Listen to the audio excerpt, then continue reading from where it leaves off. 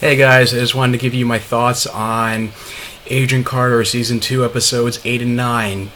The first one was called The Edge of Mystery, the second one was called A Little Song and Dance. So just to summarize it,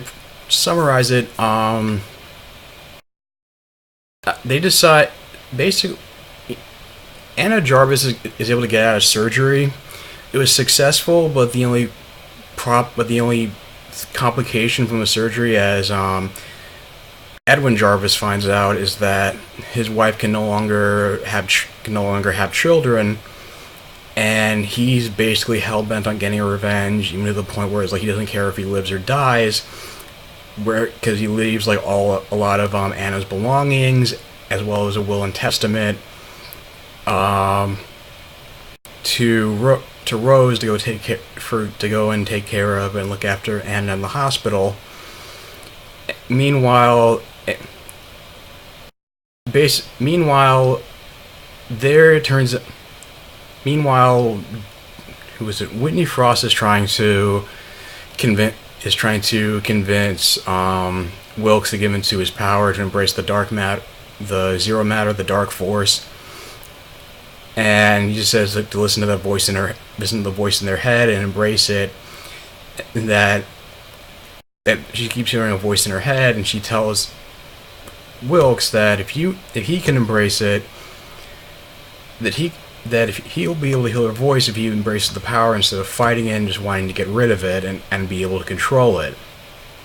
Now, also Thompson's storyline is that he's able to find a redacted file to try to blackmail Peggy into coming essentially coming back to New York, but it turns out, but then Peggy tells him that none of that stuff's true. It's like, and she says, isn't it a little too convenient that you found a redacted file on me easily as you did, and you right after Vernon Master suggested that Thompson go find dirt on Peggy, and her main plan is to go find Whitney Frost, bring her to justice, and save Wilkes. And basically, one way of finding her is that they track down Manfredi, played by Ken Marino, and Whitney Frost's former boyfriend, to basically send a message to Whitney Frost that Peggy will give her the uranium rods in exchange for Wilkes, and they try to go through with the exchange. But when the rods are dropped, Whitney realizes they're being set up and tries to chase them down in the truck. But then Wilkes takes matters into his own hands and has Peggy and Sousa at gunpoint and threatens Sousa, saying that she'll kill Peggy if Sousa doesn't tell him where the uranium rods are. And he says they're in the safe of the USSR, and he's able to phase through the truck and then gets in another car that was trailing them with Whitney Frost. And that's because Wilkes was originally against the idea, or the alternative, in which Howard Stark sent schematics that the basically annoying scientist whose name nobody can remember at the SSR can use to build a gamma cannon to close the zero matter rift that basically Whitney Frost is using the uranium rods to open. He thinks it's too dangerous, and that's why Wilkes decides to go with Whitney Frost. And eventually, of course, Jarvis wants to be involved in the case because he wants to see how Whitney Frost is being handled. And they detonate the uranium rods, and the explosion opens up like a black hole in the middle of the desert.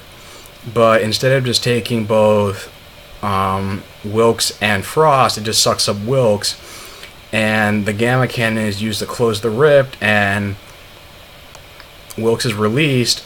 But then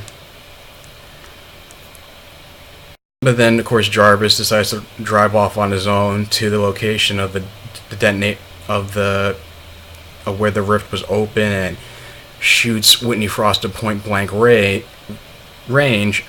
And turns out they find Wilkes is still breathing, and turns out because of the dark force that Whitney Frost survived her gunshot wounds, and it leads to both Peggy and Jarvis getting captured.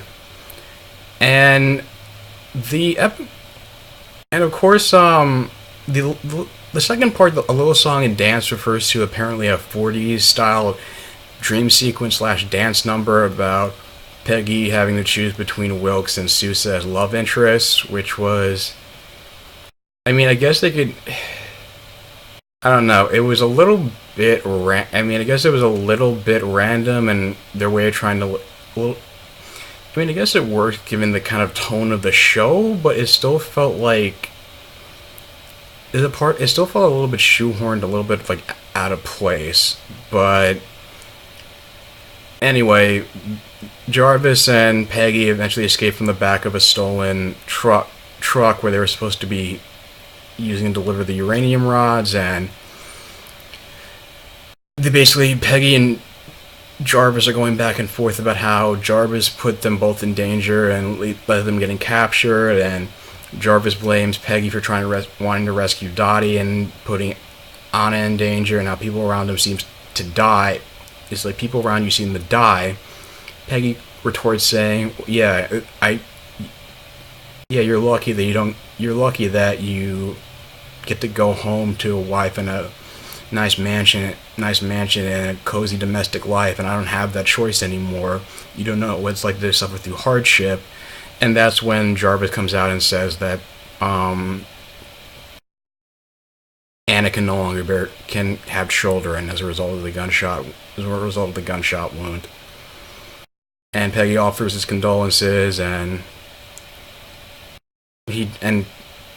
Jarvis just says like he feels like a coward because even though he got the news, he still hasn't told his wife yet. And eventually they're able to get the truck. They're able to trick the guys who stole their truck and get it back. And, you know, they head back to the SSR. Jarvis goes to be at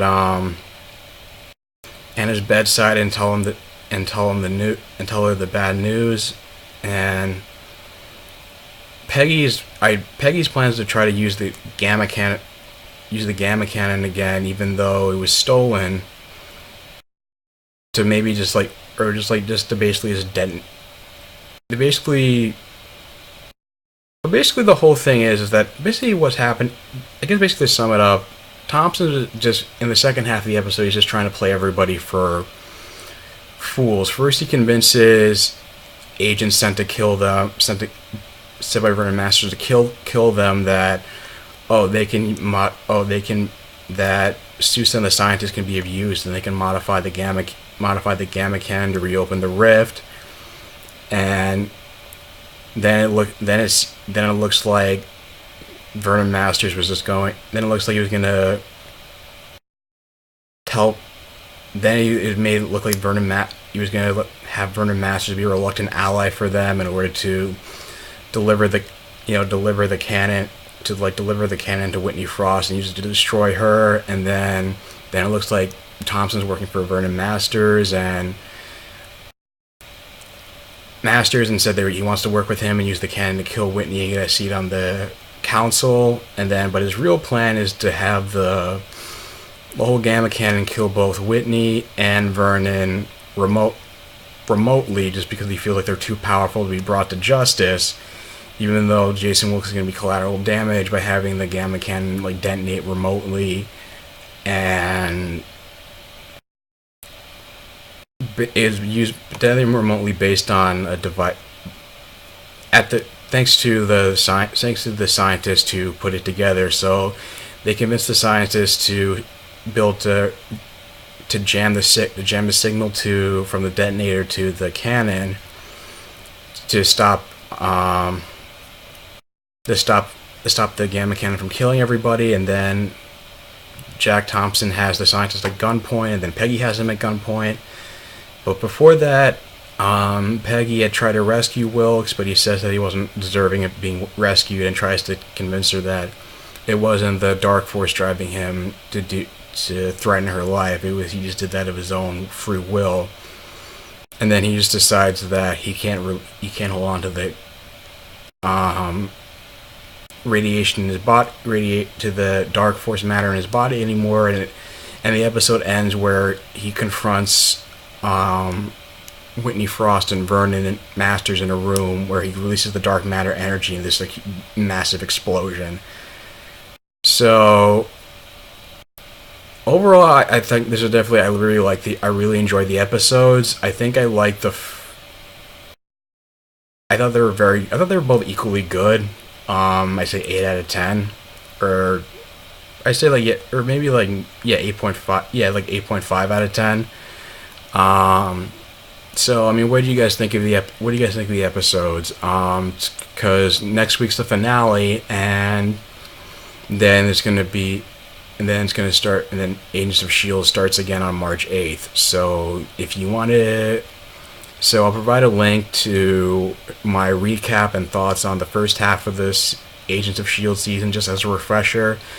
Leave your thoughts in the comments down below about these episodes. If you like this video, like, share, and subscribe, and I'll talk to you guys soon. Take care.